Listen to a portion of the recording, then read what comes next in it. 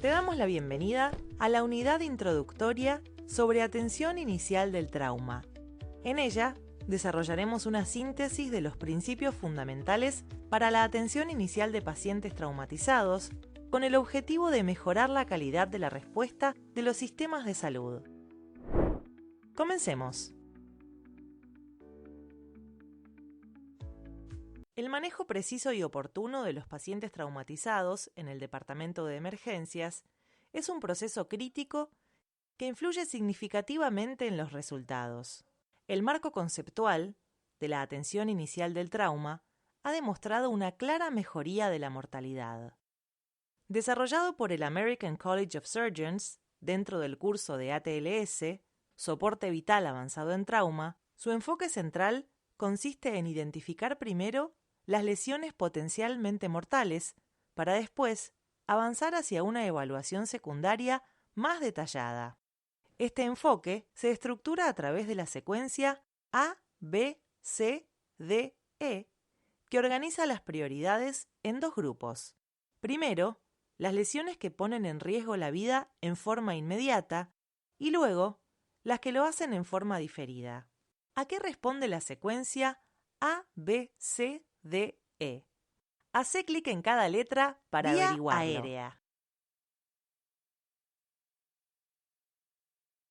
Ventilación. Circulación. Déficit neurológico. Exposición. Esta secuencia de acciones se revisó recientemente en virtud del impacto en la morbimortalidad que tienen las hemorragias exsanguinantes.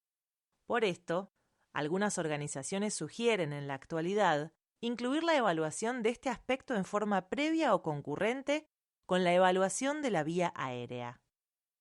Así, al protocolo ABCDE se le agrega una instancia inicial que algunos identifican con la letra X y otros con la letra C, y que apunta a la identificación de una hemorragia externa compresible. Dado que las hemorragias y los problemas de permeabilidad de la vía aérea son las dos causas más comunes de mortalidad prevenible en trauma, es cada vez más claro que estos dos aspectos deberían evaluarse en forma simultánea. Como es una visión reciente, y la mayoría de los protocolos todavía incluye la secuencia ABCDE, haremos solo una mención breve al respecto. Las hemorragias compresibles son aquellas que se dan en zonas que tienen un reparo óseo contra el cual comprimir las heridas sangrantes, sea con presión directa o con el uso de torniquetes. Por definición, las que se dan en cavidades, como el tórax y el abdomen, son no compresibles, y las que se dan en las extremidades o el cuello son compresibles. A continuación, veremos brevemente los principales aspectos de cada componente de la secuencia ABCDE que serán ampliados en las próximas unidades. Hacé clic en cada uno para conocerlos. Verificar la permeabilidad de la vía aérea, comprobando si hay posibles obstrucciones por elementos como sangre, vómito o cuerpos extraños. Observar la capacidad del paciente para hablar y detectar la presencia de estridor u otros sonidos anormales. Si la evaluación muestra que la vía aérea está comprometida, el siguiente paso es restablecer la permeabilidad con maniobras como tracción mandibular o elevación del mentón, manteniendo la columna cervical inmóvil. En los casos que requieran un manejo avanzado, se procederá a la intubación asistida por fármacos. Actualmente, se recomienda el uso de videolaringoscopía para facilitar el procedimiento.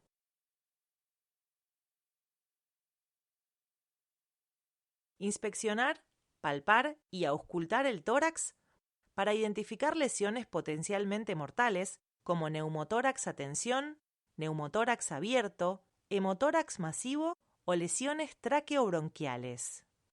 Realizar intervenciones inmediatas como descompresión con aguja para el neumotórax a tensión, colocación de un tubo torácico para hemotórax y cierre parcial con un borde libre de heridas torácicas abiertas.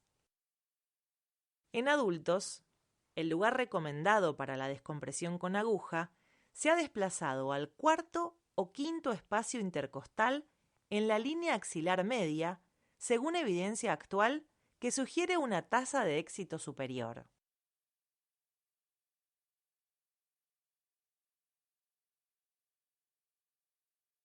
Observar signos de shock como alteración del estado mental, taquicardia, hipotensión y disminución de los pulsos periféricos. Controlar la hemorragia externa con presión directa sobre las heridas o torniquetes si la compresión no fuera suficiente. Colocar accesos intravenosos con 2 catéteres de gran calibre y comenzar la reanimación con fluidos. En la actualidad, la tendencia es a restringir la administración de cristaloides a 1 litro durante la reanimación inicial, activando precozmente la provisión de hemocomponentes, de acuerdo con el protocolo del establecimiento. Además, se recomienda la administración de 1 gramo de ácido tranexámico en las 3 horas siguientes al trauma para reducir la mortalidad en pacientes con hemorragia significativa. Realizar una evaluación neurológica rápida con la escala de coma de Glasgow para evaluar el nivel de conciencia del paciente. Monitorear la aparición de signos de afectación encefálica como disminución del nivel de conciencia, movimientos anormales o asimetría pupilar. Además, se debe considerar la realización de una tomografía computada solo si el paciente está hemodinámicamente estable. Es importante que el centro de salud cuente con protocolos de tomografía computada de trauma que permiten la realización de unos pocos cortes muy útiles y en un tiempo muy breve.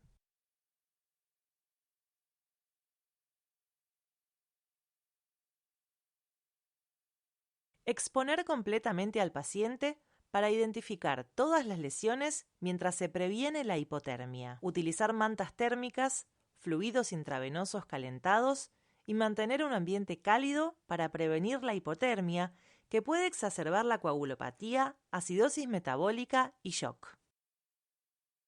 Los exámenes complementarios, como la evaluación ecográfica dirigida al trauma o FAST, forman parte integral de la atención primaria. Su objetivo es identificar rápidamente la presencia de líquido libre en el abdomen o el pericardio, sugiriendo posibles hemorragias relacionadas con lesiones de vísceras sólidas o del mesenterio. El FAST extendido o eFAST agrega a lo mencionado la presencia de neumotórax o hemotórax. Para más detalles sobre este método, consultar la unidad sobre diagnóstico por imágenes. La comunicación eficiente durante el traslado de pacientes traumatizados es vital.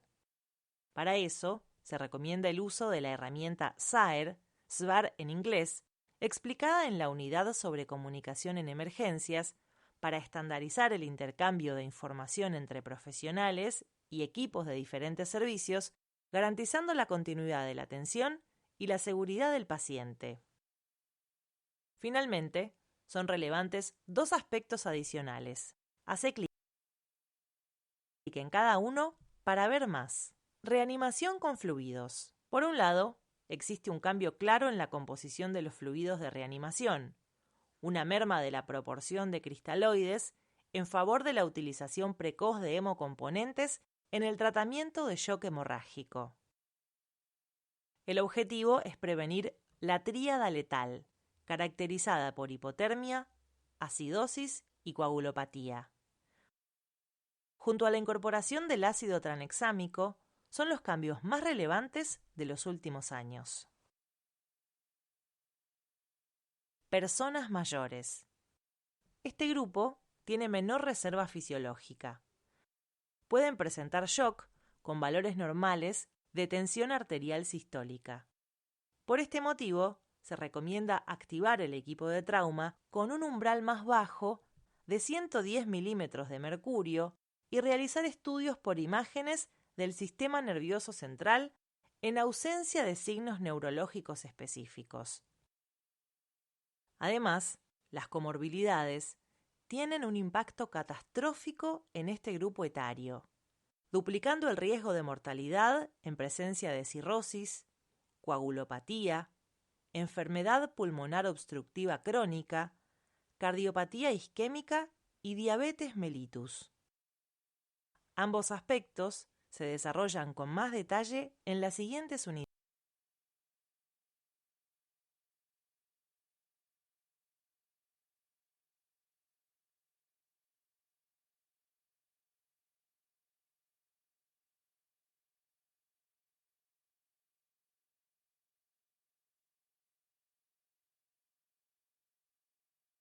Te proponemos realizar el siguiente ejercicio.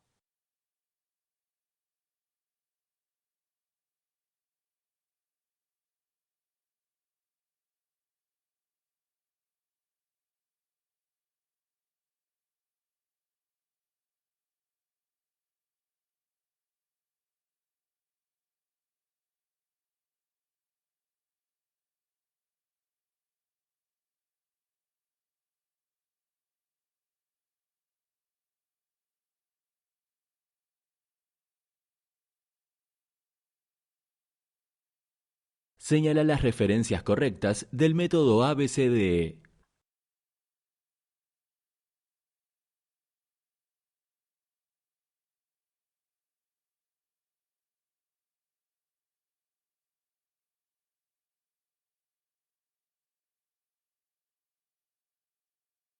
Revisa tu respuesta y contesta nuevamente.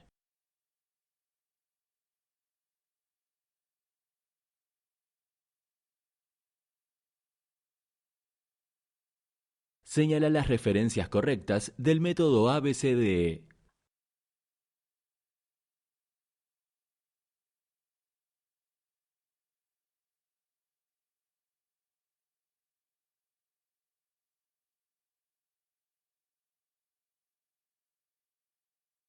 Revisa tu respuesta. Correcto. Sigamos avanzando.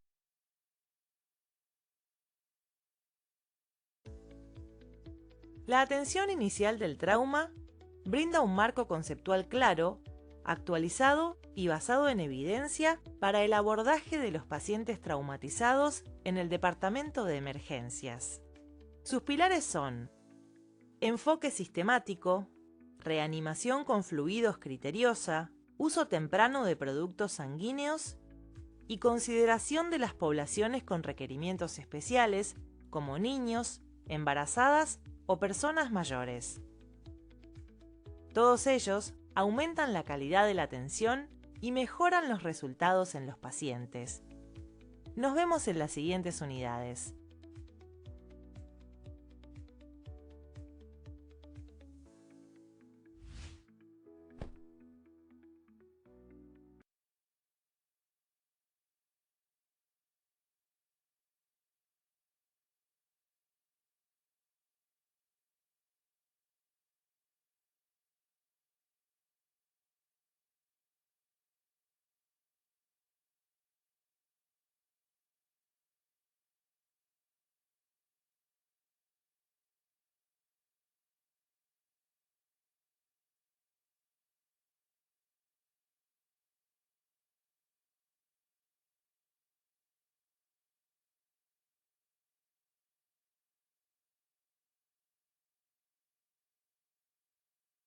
Te damos la bienvenida a la unidad sobre vía aérea.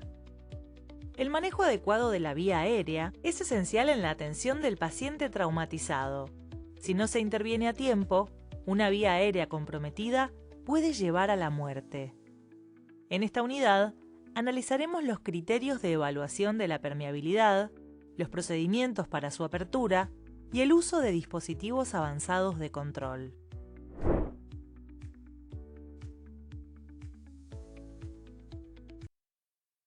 El objetivo de la evaluación es determinar la permeabilidad de la vía aérea. El compromiso de la vía aérea puede ser repentino o progresivo y presentarse en forma parcial o completa. La taquipnea, si bien puede asociarse con dolor o ansiedad, es el signo más temprano.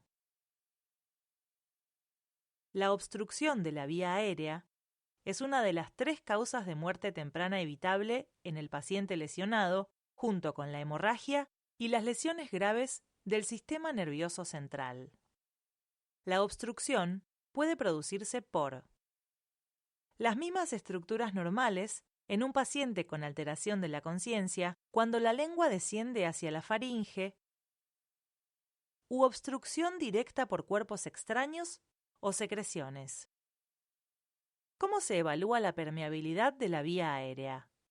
El primer paso es evaluar la respuesta verbal del paciente. Si está presente y es apropiada, quiere decir que la vía aérea está permeable, la ventilación es suficiente y la perfusión cerebral es adecuada. El resultado es válido en el momento de la evaluación, pero como la situación es muy dinámica, la reevaluación frecuente debería ser la norma. Si no hay respuesta, o esta es inapropiada, el paso siguiente es la búsqueda de alteraciones en los 3 niveles que mencionamos previamente: conciencia, vía aérea y ventilación. La evaluación propiamente dicha se inicia al establecer la comunicación con el paciente. Si éste es capaz de comunicarse verbalmente en forma clara, se concluye que la vía aérea no está comprometida y se recomienda continuar con la secuencia de evaluación. Aprovechamos para recordar que todos los aspectos tienen que ser continuamente reevaluados.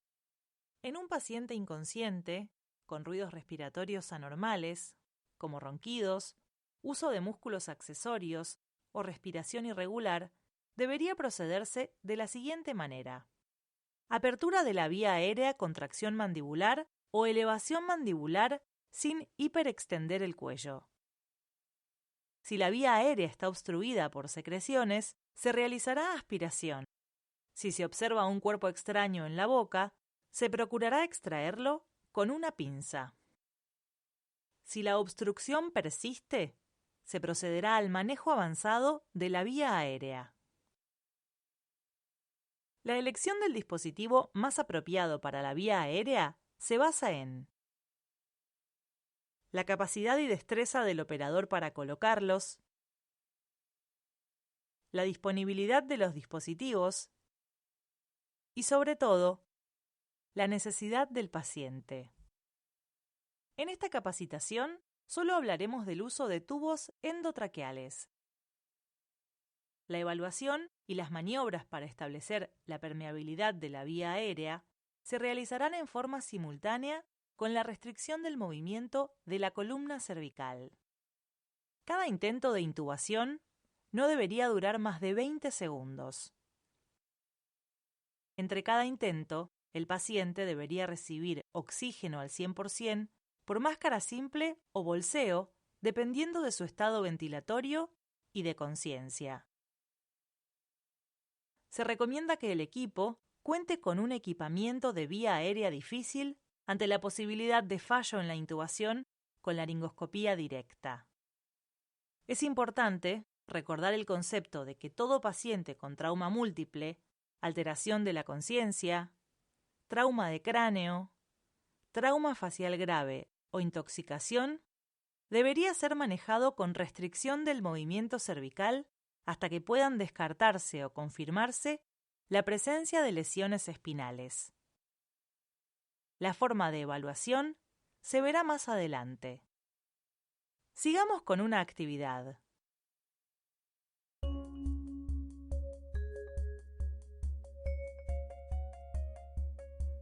Un paciente de 35 años es encontrado inconsciente tras un choque automovilístico.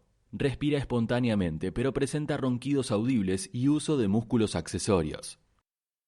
¿Cuál es la primera maniobra a realizar? Aspirar secreciones de la vía aérea. Elevar el mentón y realizar tracción mandibular. Administrar oxígeno al 100% por máscara de reservorio. Realizar intubación inmediata. Correcto. La maniobra de elevación del mentón y tracción mandibular con control de la columna cervical. Tras la maniobra persisten los ruidos respiratorios anormales. ¿Cuál es el siguiente paso? Aplicar presión sobre la parte anterior del cuello. Aspirar secreciones de la vía aérea. Intentar colocar un tubo endotraqueal. Iniciar la ventilación con bolsa autoinflable.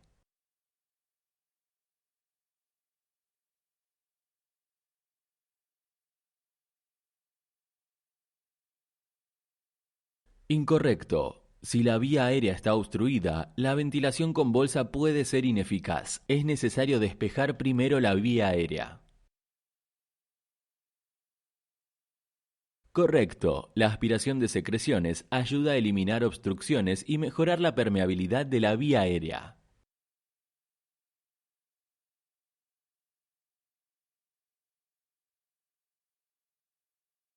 Algunas indicaciones de intubación orotraqueal en el paciente traumatizado son obstrucción de la vía aérea, hipoventilación, hipoxemia persistente aún con oxígeno suplementario, alteración del nivel de conciencia, shock hemorrágico grave, paro cardiorrespiratorio.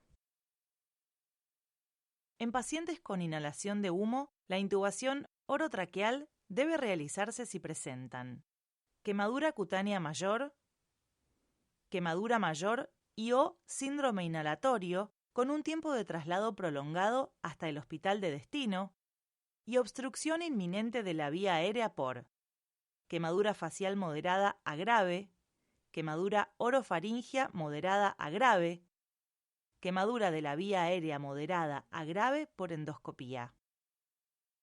La secuencia de intubación rápida propone 9 acciones en 3 momentos: preintubación, intubación, postintubación.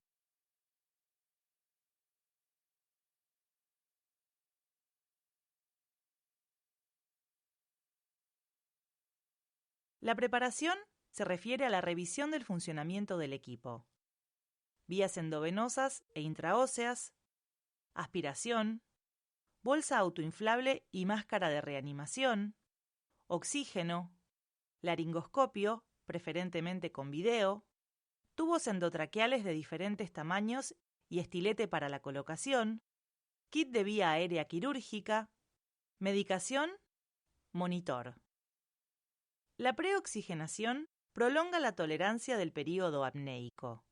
Se estipula en 3 minutos de respiración con volumen corriente, recibiendo una fracción inspirada de oxígeno cercana a 90% a través de máscara con reservorio. Si no estuviera contraindicado, es recomendable elevar la cabecera de la cama. Mantener la estabilización de columna cervical, considerando el retiro de la parte delantera del collar si la visualización es mala.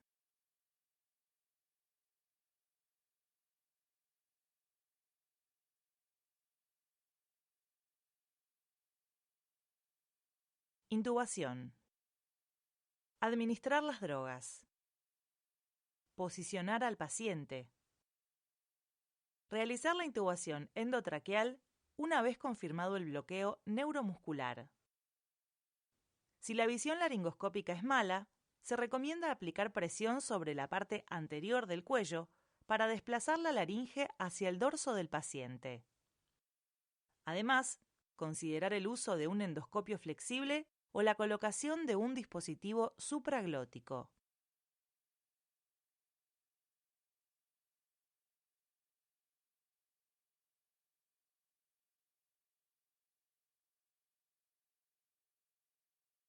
Postintubación.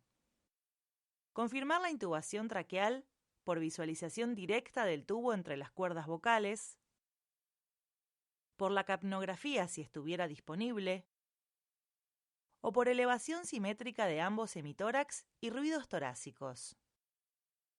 Finalmente, proporcionar cuidados continuos posintubación.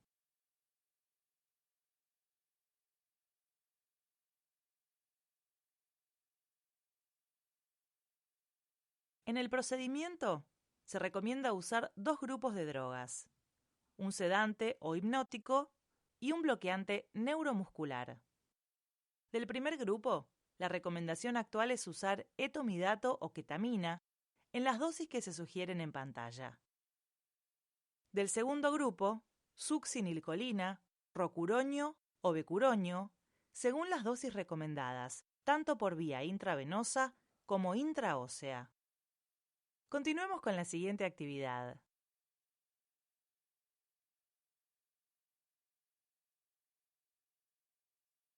En el procedimiento, se recomienda usar 2 grupos de drogas.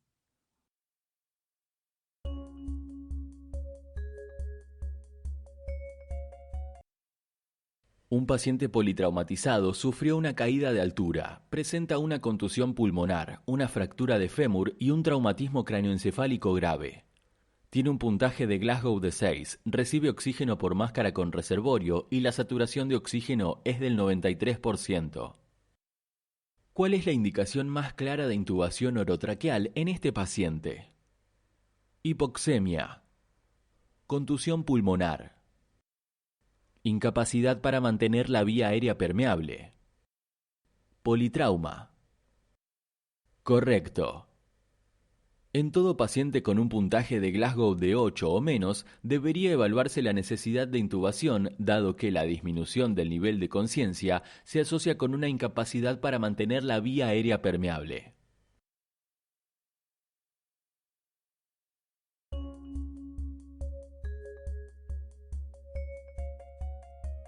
Un paciente que sufrió un choque automovilístico llega al departamento de emergencias en coma, con respiración irregular, con una contusión abdominal y una fractura expuesta de tibia. Tiene collar de Filadelfia, recibe oxígeno por máscara simple y tiene una vía endovenosa por donde recibe solución salina normal. Se realiza un primer intento de intubación que resulta fallido. ¿Cuál es la mejor conducta a seguir? Realizar otros intentos sin modificar las condiciones. Considerar el retiro de la valva anterior del collar cervical con inmovilización cervical manual. Realizar una cricotirotomía de inmediato. Aplicar presión sobre la laringe del paciente. Correcto. Retirar la valva anterior del collar cervical bajo control manual de la columna cervical puede mejorar la visibilidad y facilitar la intubación sin comprometer la estabilidad cervical.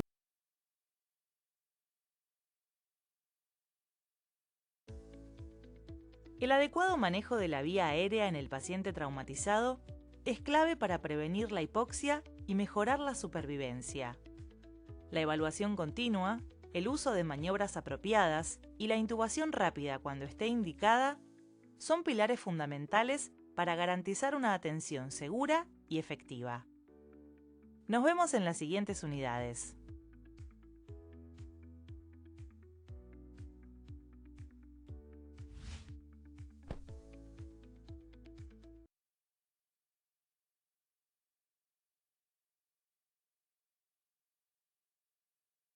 Te damos la bienvenida a la unidad sobre la evaluación y el manejo de la ventilación en pacientes traumatizados. Analizaremos los factores que pueden comprometer la respiración, los signos clave a identificar y las lesiones potencialmente mortales que requieren intervención inmediata.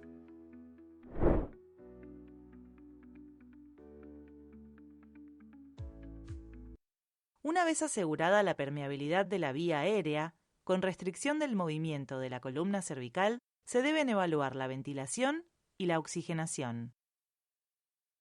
La permeabilidad de la vía aérea no garantiza una ventilación adecuada, dado que ésta puede verse afectada por lesiones en cualquiera de los componentes que intervienen.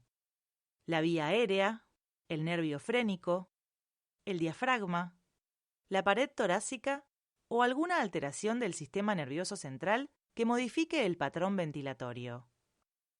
Para buscar signos de alteración de la ventilación, es necesario exponer el cuello y el tórax del paciente para proceder a su inspección buscando identificar estridor, cianosis, heridas o deformidades, ingurgitación yugular, frecuencia respiratoria alterada, taquipnea si es mayor a 30 por minuto, bradipnea si es menor a 12 por minuto, o un patrón respiratorio alterado, como retracciones intercostales, uso de músculos accesorios o inestabilidad de la pared torácica. La palpación le permitirá identificar la posición de la tráquea y buscar la presencia de enfisema subcutáneo tanto a nivel cervical como torácico. La auscultación le permitirá identificar asimetrías en el flujo de aire. La evaluación inicial tiene como objetivo definir la necesidad de realizar algunos procedimientos urgentes ante la presencia de lesiones amenazantes para la vida. Si ya se definió que la vía aérea está permeable, pero la mecánica respiratoria no mejora, el examen físico deberá dirigirse a la identificación de algunas lesiones específicas como neumotórax a tensión, neumotórax abierto, hemotórax masivo, taponamiento cardíaco, tórax inestable. Hace clic en cada uno para ver más. Neumotórax a tensión. El diagnóstico de esta complicación es clínico y no debe esperar confirmación radiológica. Los síntomas son dolor torácico, dificultad respiratoria, taquicardia, hipotensión, desviación traqueal, ingurgitación yugular, timpanismo a la percusión y clara asimetría de los ruidos respiratorios. Este cuadro es una emergencia. Por lo tanto, su tratamiento no debería esperar. La manera de resolverlo es insertando una aguja gruesa, como un catéter sobre aguja número 14, en el quinto espacio intercostal en la línea axilar media. Este es el tratamiento de urgencia, y para el tratamiento definitivo se recomienda colocar en un segundo momento un drenaje torácico en el quinto espacio intercostal a nivel de la línea axilar media. La identificación de un neumotórax es especialmente importante cuando el paciente requiere ventilación asistida con presión positiva, ya que en esta situación un neumotórax simple puede convertirse en hipertensivo. Neumotórax abierto. ¿Cómo identificarlo? Cuando se observa una herida torácica soplante y el paciente presenta abolición de los ruidos respiratorios. El tratamiento inicial consiste en generar una válvula sobre la herida torácica aplicando un apósito o gasa vaselinada, fijando 3 de los 4 bordes a la piel. Al dejar uno de los bordes libres, el aire podrá salir pero no entrar, y esto contribuirá a la estabilización del paciente. En un segundo tiempo, se colocará un tubo de drenaje en un lugar alejado y se evaluará la necesidad de un cierre quirúrgico.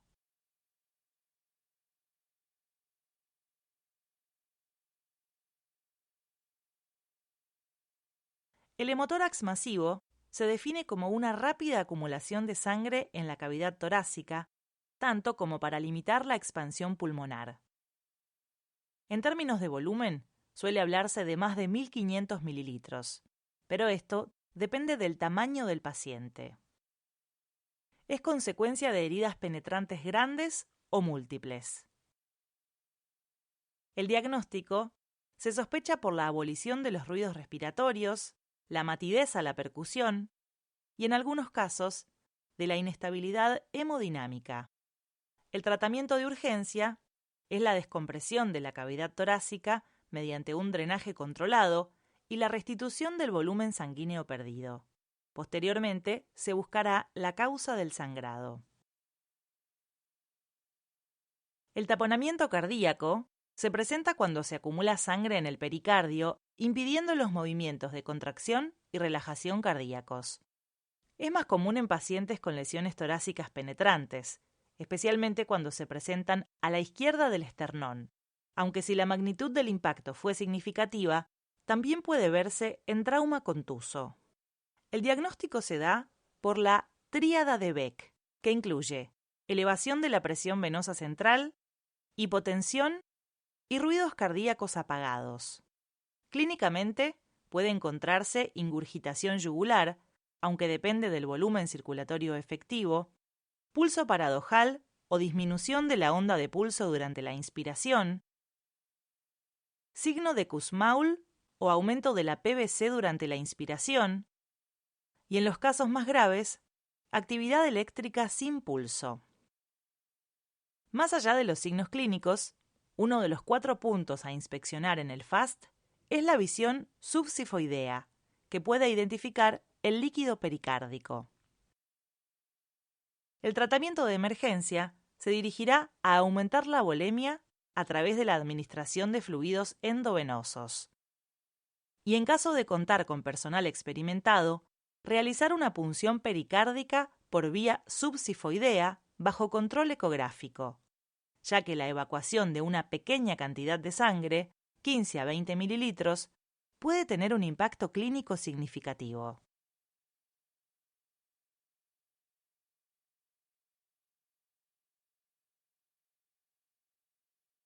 El tórax inestable ocurre cuando un segmento de la pared torácica pierde continuidad ósea con el resto. Es una manifestación de las fracturas costales múltiples, 2 o más fracturas, en 2 o más lugares. En la actualidad, algunos no la consideran como amenazante para la vida, sino como una lesión grave potencialmente letal. El diagnóstico es clínico y se sospecha por el dolor asociado al movimiento respiratorio, por los movimientos paradojales del tórax y por la crepitación a la palpación. El tratamiento es asegurar la oxigenación y brindar analgesia. Dependiendo de la magnitud de la afectación, puede ser necesaria la intubación para ventilación asistida.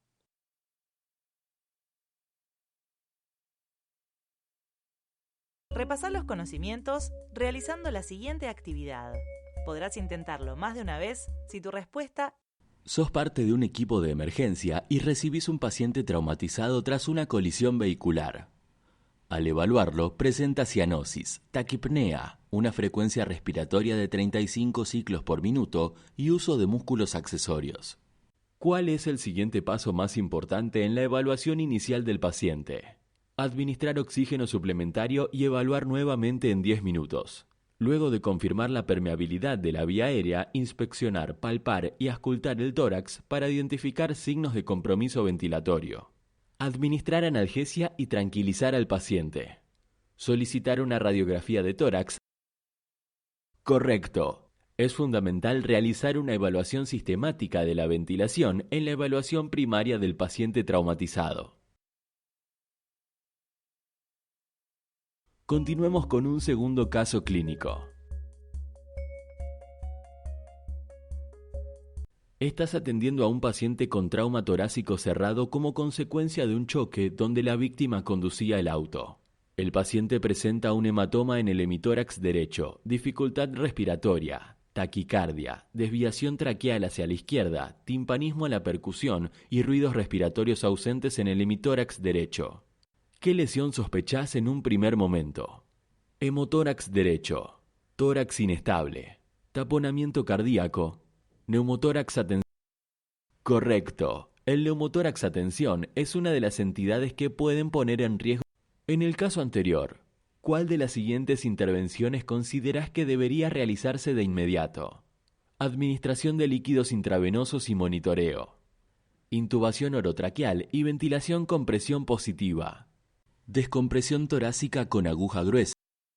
Correcto. El neumotórax atención es una emergencia que... En esta unidad repasamos la evaluación de la ventilación y la identificación de lesiones torácicas que ponen en riesgo la vida del paciente. Identificar y tratar tempranamente estos problemas es esencial para mejorar la sobrevida en trauma. Nos vemos en las siguientes unidades.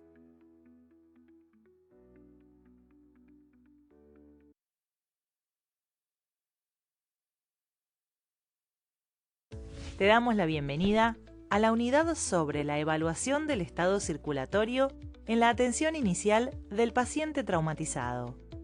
En esta unidad identificaremos los signos precoces de shock y hemorragia, repasaremos los mecanismos fisiopatológicos involucrados y revisaremos estrategias para el control de la hemorragia y reposición de volemia. Comencemos.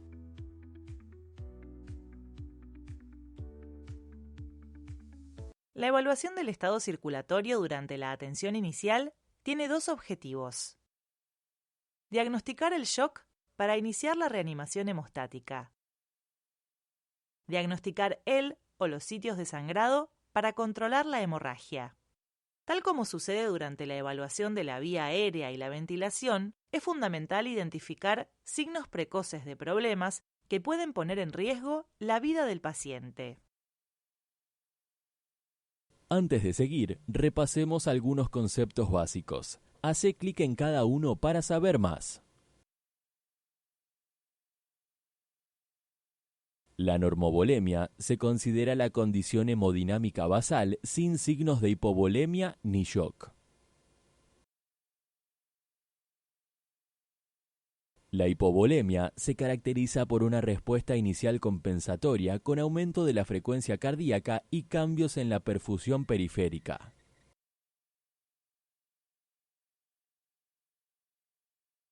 El shock avanzado se manifiesta cuando la perfusión tisular es insuficiente, lo que compromete la presión arterial y el estado de conciencia.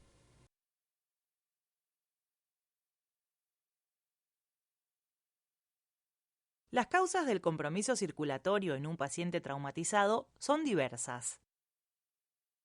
Ante un paciente en shock, hay que asumir que la causa es hipovolémica hasta que se demuestre lo contrario.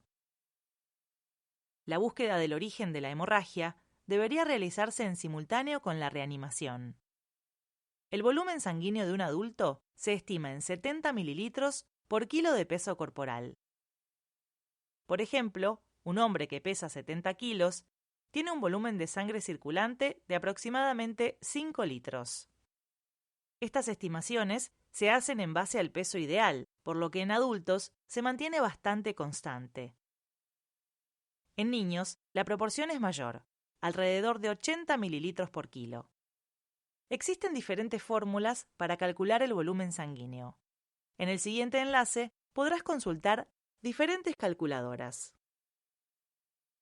La hemorragia es la causa más frecuente de muerte temprana prevenible en trauma. Por ello, su control inmediato con reanimación precoz es un paso crítico en la evaluación y el manejo de los pacientes. La observación clínica brinda información importante en pocos segundos. Para valorar la circulación en un paciente traumatizado, vamos a repasar 7 elementos. Hace clic en cada uno para ver más. Nivel de conciencia. Cuando el volumen circulante se reduce, la perfusión cerebral se ve comprometida, lo que conduce a una alteración en el nivel de conciencia.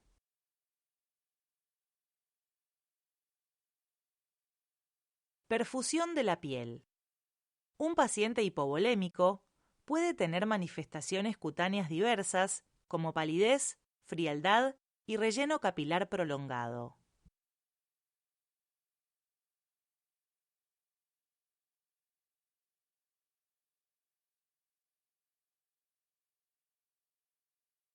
Pulso.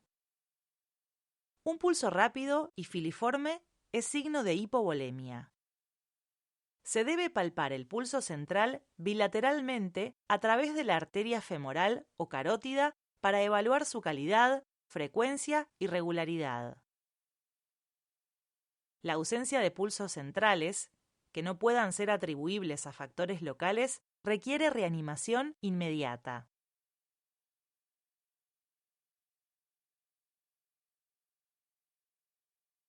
Tensión arterial. La hipotensión, definida como una tensión arterial sistólica menor a 90 milímetros de mercurio, es un signo de hipovolemia.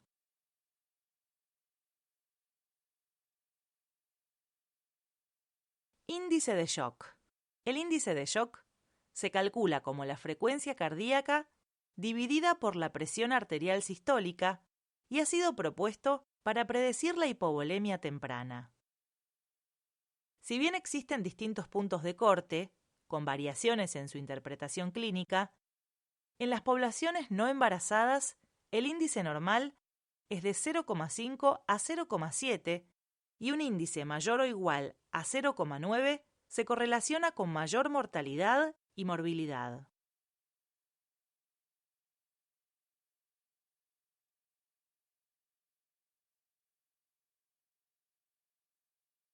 Examen físico. El examen físico se enfoca en el diagnóstico inmediato de lesiones que amenazan la vida e incluye la evaluación del ABCDE. Es fundamental llevar un registro de los datos basales para monitorear cómo responde el paciente al tratamiento. Además, la medición continua de los signos vitales, la diuresis y el nivel de conciencia es crucial. Siempre que las circunstancias lo permitan, se debe realizar un examen más exhaustivo del paciente.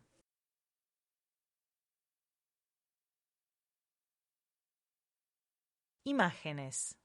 La ecografía enfocada en trauma FAST permite detectar rápidamente hemorragias ocultas en el abdomen, las cavidades pleurales y el pericardio.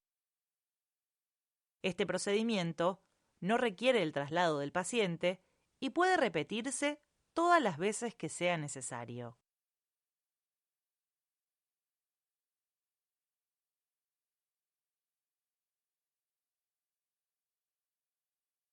Los procedimientos se dirigen a controlar la hemorragia, para lo que hace falta encontrar su origen, y a reemplazar la pérdida de volumen intravascular. Para identificar el origen de la hemorragia, se comienza por caracterizarla como compresible o no compresible. Mientras que las primeras permiten un control más rápido y sencillo, las segundas suelen requerir un abordaje más avanzado. La hemorragia compresible debería identificarse y controlarse durante la revisión primaria. ¿Cómo definir una hemorragia compresible? Básicamente, se trata de toda hemorragia que puede frenarse al comprimir la zona sangrante contra un reparo óseo. Por ejemplo, las hemorragias en las extremidades o en la pelvis ósea.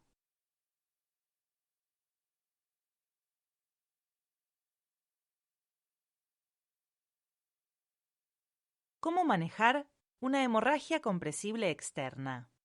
Puede controlarse mediante compresión directa de la herida sangrante contra un plano óseo, con un empaquetamiento, que consiste en aplicar gasas, compresas o cualquier material dentro de la herida, desde la profundidad de ésta hasta la superficie, lugar donde el rescatador comprime fuertemente con las manos.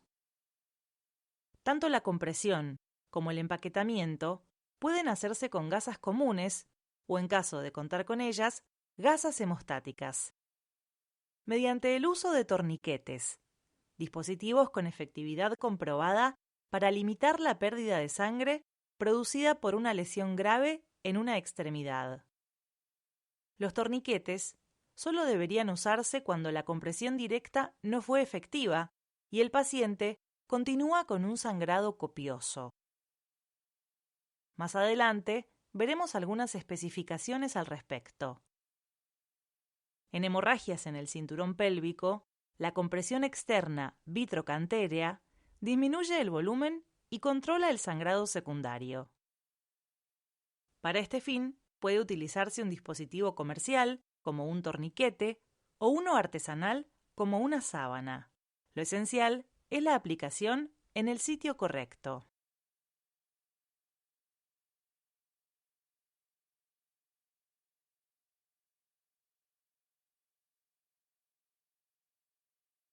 ¿Cómo identificar una hemorragia no compresible?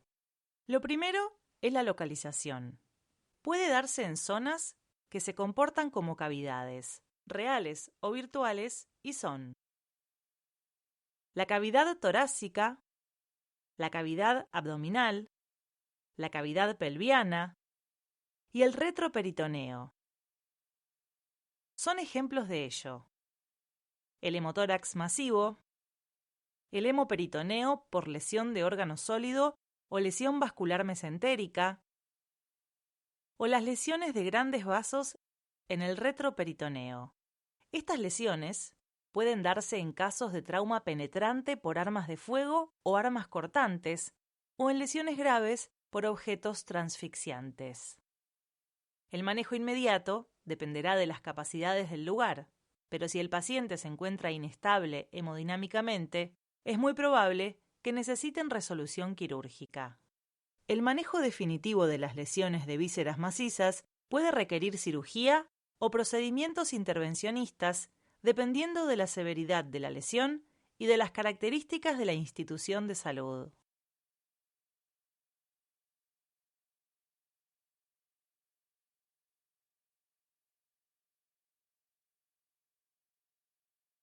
En forma paralela a la identificación y el control del sangrado compresible, para limitar las consecuencias de la hemorragia, se iniciará la reposición de la volemia. Para eso, se colocarán accesos vasculares, que idealmente serán 2 catéteres periféricos de alto calibre, 14-16 gauge, para administrar cristaloides, hemocomponentes y medicamentos.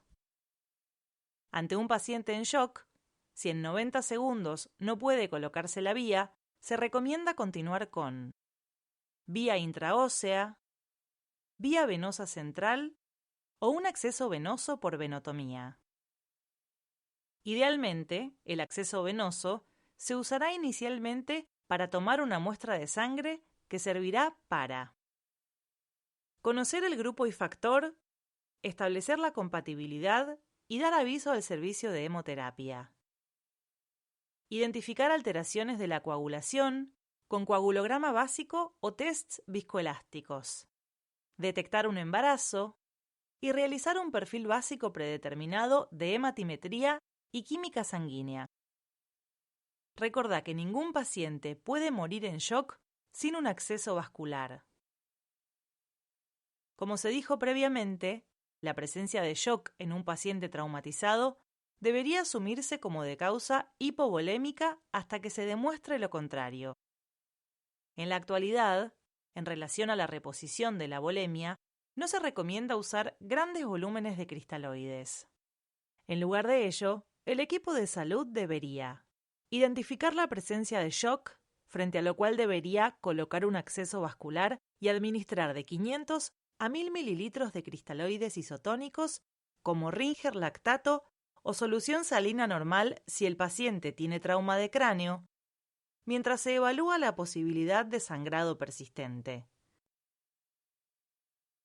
Si esa fuera la situación, se recomienda avisar al servicio de hemoterapia de la situación clínica y la posibilidad de requerir grandes volúmenes de hemocomponentes. Te recomendamos leer los criterios de activación de un protocolo de transfusión masiva en la unidad correspondiente. Por otro lado, se recomienda que los cristaloides se administren a una temperatura de 37 grados. Para ello, se pueden administrar a través de un dispositivo calentador para soluciones endovenosas o bien calentar en un horno microondas. Los pacientes con trauma grave suelen desarrollar coagulopatía que se agrava por la misma reanimación con cristaloides, denominada coagulopatía secundaria, si ésta genera hipotermia, por usar fluidos fríos, dilución de factores de la coagulación, por usar grandes volúmenes. Por estos motivos es que la reanimación con fluidos debería ser hemostática. ¿A qué nos referimos con este término? El uso de hemocomponentes debería iniciarse lo más tempranamente posible. La composición de los fluidos debería ser lo más parecida posible a la sangre entera, por lo cual se recomienda administrar glóbulos rojos, plasma fresco congelado y plaquetas en una relación 1-1-1, o sea, volúmenes equivalentes de los tres. Si el componente sanguíneo con pruebas cruzadas no está disponible, se puede indicar glóbulos rojos grupo 0 RH positivo o RH negativo en mujeres en edad reproductiva y plasma de donantes AB. Tan pronto esté disponible, se prefiere el uso de sangre tipificada y con pruebas cruzadas en vez de sangre tipo 0. En caso de contar con sangre entera 0 positivo de bajo título anti-A y anti-B, se puede indicar en varones y en mujeres con muy bajo riesgo de sensibilización. Te sugerimos ver la unidad sobre protocolos de transfusión. Algunas consideraciones adicionales como el uso de ácido tranexámico y la transfusión guiada por tromboelastografía, serán tratadas en otras unidades. Como mencionamos previamente, todas estas medidas deberían llevarse a cabo en forma simultánea con la monitorización de la evolución del paciente para definir las conductas subsiguientes.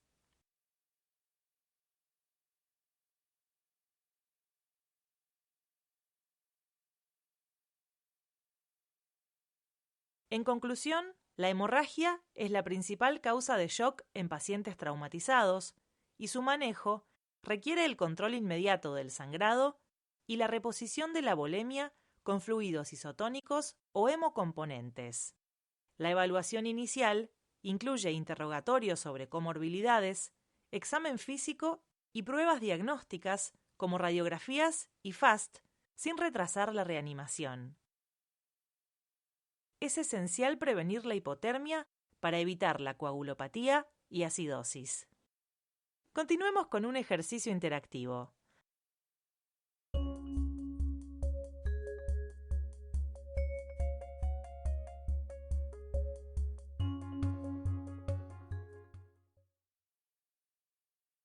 A continuación se presentan diferentes signos clínicos. Arrastralos y colocalos en la categoría correcta según correspondan a hipovolemia, estado normovolémico o signos de shock avanzado.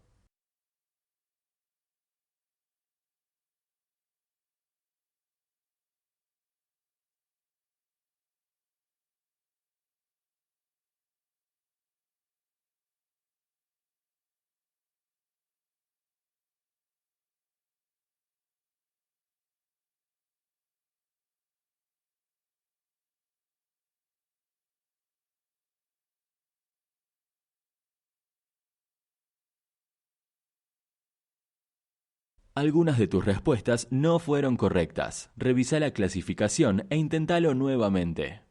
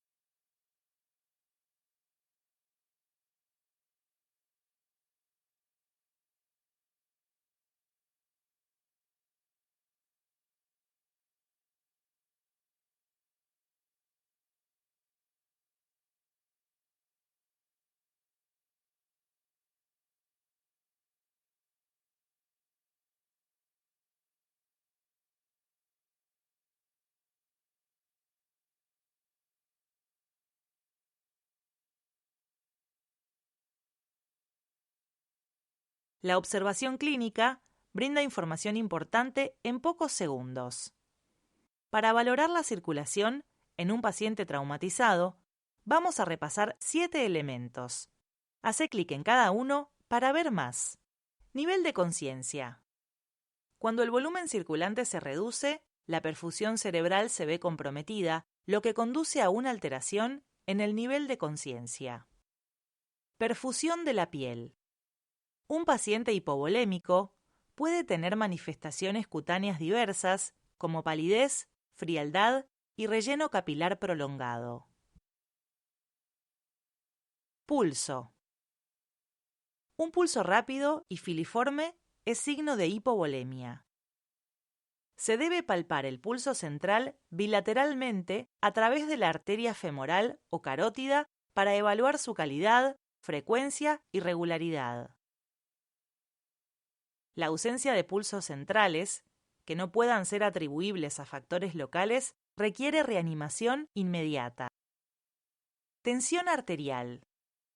La hipotensión, definida como una tensión arterial sistólica menor a 90 milímetros de mercurio, es un signo de hipovolemia. Índice de shock. El índice de shock se calcula como la frecuencia cardíaca dividida por la presión arterial sistólica y ha sido propuesto para predecir la hipovolemia temprana. Si bien existen distintos puntos de corte, con variaciones en su interpretación clínica, en las poblaciones no embarazadas el índice normal es de 0,5 a 0,7 y un índice mayor o igual a 0,9 se correlaciona con mayor mortalidad y morbilidad. Examen físico. El examen físico se enfoca en el diagnóstico inmediato de lesiones que amenazan la vida e incluye la evaluación del ABCDE. Es fundamental llevar un registro de los datos basales para monitorear cómo responde el paciente al tratamiento. Además, la medición continua de los signos vitales, la diuresis y el nivel de conciencia es crucial. Siempre que las circunstancias lo permitan, se debe realizar un examen más exhaustivo del paciente. Imágenes. La ecografía enfocada en trauma FAST permite detectar rápidamente hemorragias ocultas en el abdomen, las cavidades pleurales.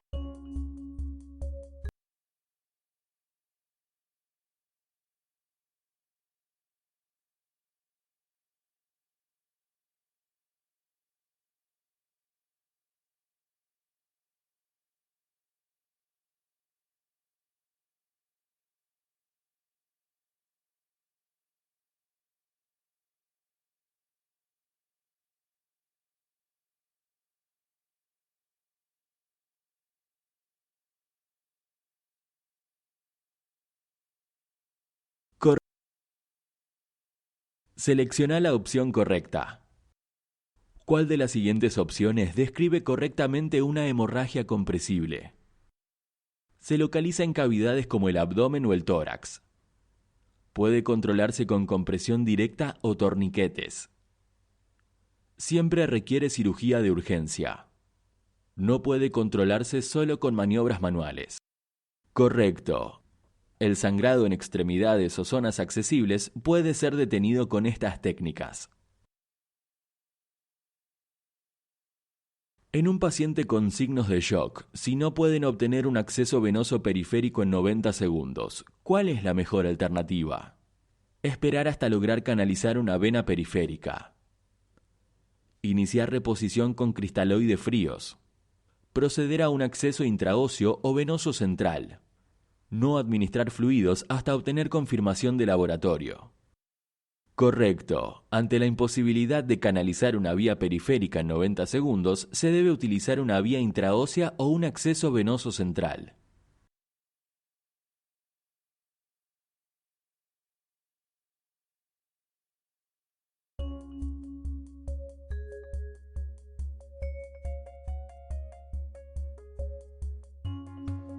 Lee el siguiente caso clínico y selecciona la opción correcta en cada decisión.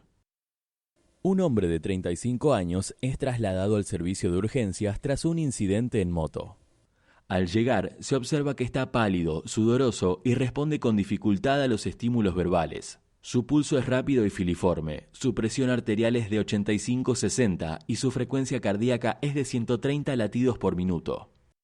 ¿Cuál es la prioridad inmediata en la evaluación inicial?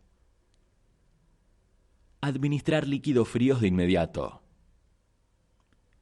Evaluar vía aérea, respiración y circulación. Realizar una tomografía computada. Administrar analgésicos fuertes.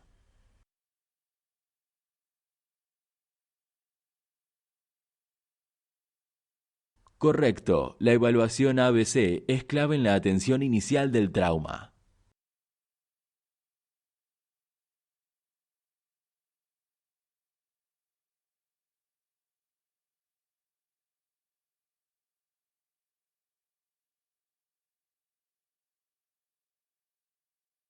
Se identifica una hemorragia activa en la extremidad inferior. ¿Cuál es la mejor opción de manejo inicial? Aplicar compresión directa sobre la herida. Administrar un bolo de cristaloides sin controlar la hemorragia. Llevar al paciente directamente a cirugía sin estabilización. Aplicar un torniquete de inmediato sin intentar otras medidas. Correcto, la compresión directa es la primera medida para controlar una hemorragia externa.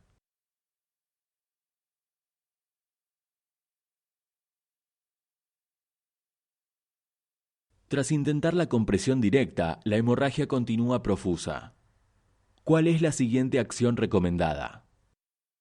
Colocar un torniquete proximal a la lesión. Administrar grandes volúmenes de cristaloides. Esperar a que llegue el equipo quirúrgico sin intervenir. Elevar la pierna sin intentar control de la hemorragia.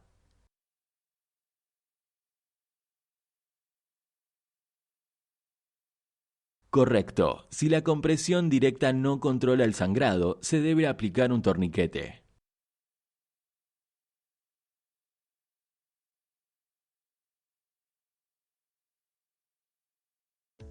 En esta unidad, repasamos los elementos esenciales de la evaluación del estado circulatorio en un paciente traumatizado, con énfasis en la identificación precoz del shock y la importancia del control de la hemorragia. También revisamos estrategias de reposición de volemia y el rol de la reanimación hemostática en la atención inicial. Estos conceptos son fundamentales para la toma de decisiones rápida y efectiva en el manejo del paciente traumatizado. Nos vemos en las siguientes unidades.